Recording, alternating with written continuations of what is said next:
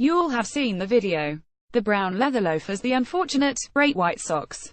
When Ayrton Senna tested the Honda nsx-r at Suzuka in the early 1990s, it was, to him, just a day of promotional activity. He could never have known anoraks like me would still be whittering on about that day a quarter of a century later. But it's just too good to forget. Isn't one of the great Formula One drivers at the height of his powers, whipping chunks out of a very special supercar, on one of the few truly iconic motor racing circuits, no less, as though a championship was on the line. Then there are the surgical heel and two-down changes, the curb-hopping four-wheel drifts. Not even the questionable footwear could dull the occasion. Fast forward 25 years to the middle of July 2017, around the time of the British Grand Prix, and the moment is being recreated with modern-day participants. The stand-in Formula One great is Fernando Alonso, who else, and the car is the spanking new Civic Type R. After posing for photographs, sober trainers, dark socks, the two-time world champion drives the Type R to another of motor racing's most famous venues, Silverstone. Rather than hammer the thing through Maggots and Beckett's as though there's a spot in Q3 to be had, however, Alonso merely shoves it in the car park labelled F1 personnel. Oh, well. Maybe that Suzuki moment will never be bettered. With a new Civic Type R and a stunning first-generation nsx-r, this one pearl yellow rather than the championship white of Senna's car sat before me, the keys stuffed into my pocket. I reckon this might just be a moment that'll be worth retelling 25 years hence. Between them, the fifth-generation Civic Type R and the hardcore nsx-r, which sits so low you could trip over it, bookend the Type R story. I suppose it's fitting that Honda's fastest hot hatch yet should arrive in the same year that its performance brand reaches the quarter century. The Type R dynasty began with the pop-up headlight nsx-r in 1992, the first car to wear the now famous red H badge.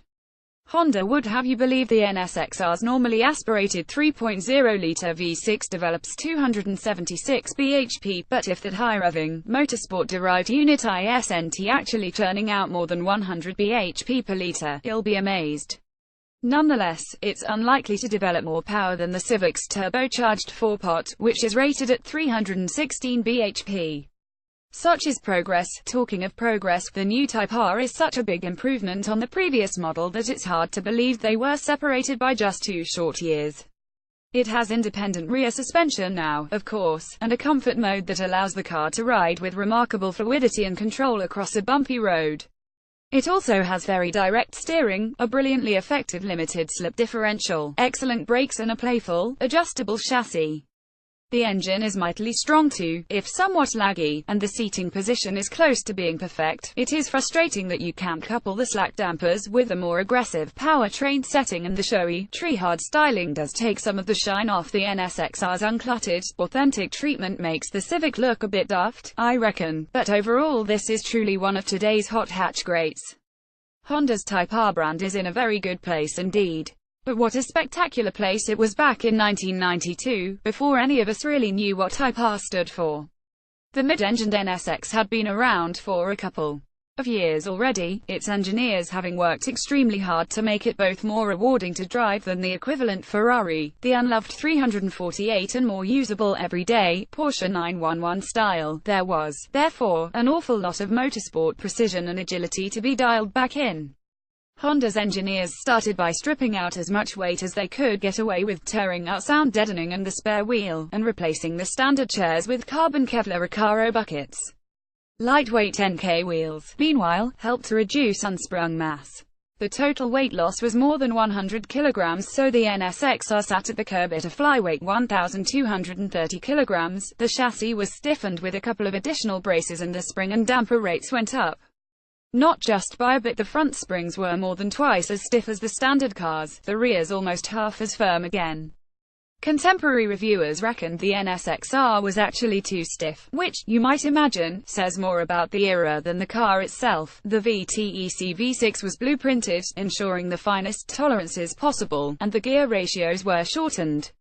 Between November 1992 and September 1995, just 483 nsx-rs were built.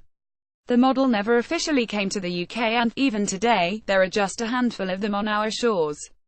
This particular car is an immaculate example. Despite its 60,000 miles, it looks sensational out in the wild too, that long rear section reaching backwards like the deck of an aircraft carrier, the contrasting black roof mimicking the canopy of a fighter jet.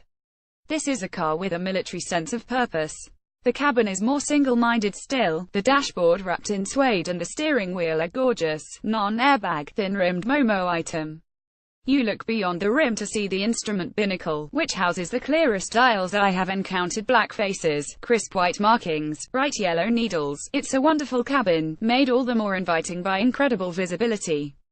Arrow-thinner pillars, an impossibly low scuttle and clear over-the-shoulder vision mean you see even more around you than you do in the Civic. On the move, you feel as though you can watch the tarmac rush directly beneath the front wheels, so good is forward visibility. It's an extraordinary thing, and it makes you realize why so many modern supercars feel so big on the road. You can't see out of the bloody things. Once the nsx-r is rolling, you become aware of just how stiff it is. And not just by 1992 standards, either, when most other high-performance cars had rangy, long-travel suspension, but by today's jarring, big-wheeled standards. Those contemporary reviewers weren't wrong. 25 years ago, the nsx-r's tough ride must have felt like rattling down the Spanish steps on a hospital stretcher. Blessedly, the ride has improved with a little pace, and there is enough damping quality to ensure the body remains relatively settled on bumpier sections. The car feels busy, but never like it wants to leap off the road surface. The trade-off is rock-solid body control on smoother sections and a flat-bodied stance in cornering. The unassisted steering, meanwhile, is utterly brilliant. In low-speed bends, you need to use a little muscle to keep the lock on, but with the wheel fidgeting and nudging this way and that in your hands, you feel every tiny slip and scrub from the front tires. At higher speeds, you simply hold the wheel in a fingertip grip and allow it to patter busily, then gently pour in a little lock to tip the car into a flowing bend. That sort of tactility is completely lost on modern supercars. The brakes are plenty strong enough and there's good traction too. It's hard to say if it's the steering that steals the show, or the drivetrain. The power and torque figures don't promise an awful lot, but, out on the road, the nsx-r feels every bit as quick as a Focus supercar should. The V6 doesn't do much at low engine speeds, but it switches over to the lumpier cam at around 6,000 revolutions per minute and really gets going. Rather than snap around to the limiter, it pulls forcefully and insistently through long ratios to the far side of 8,000 revolutions per minute, the car whipping along quicker and quicker as the gnashing from the valve train intensifies and the exhaust note rasps harder and harder. Maybe it's the lovely manual gear shift that steals the show.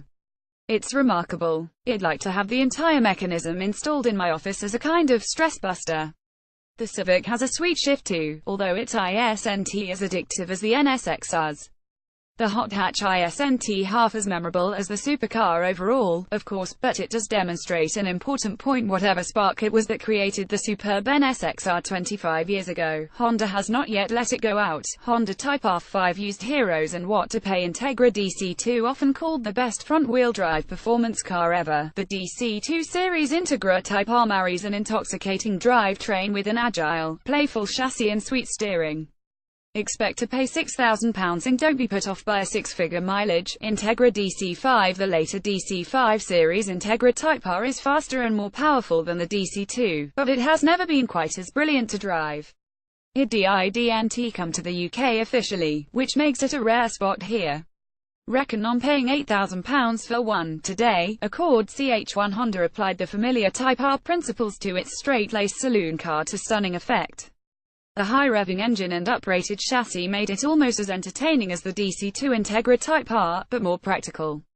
They start at just £2,000. Civic EK9. The first Civic Type R was another hot Honda that never officially came to the UK, although plenty of enthusiasts have imported them since. Its buzzy 1.6-litre engine was good for 183 bhp.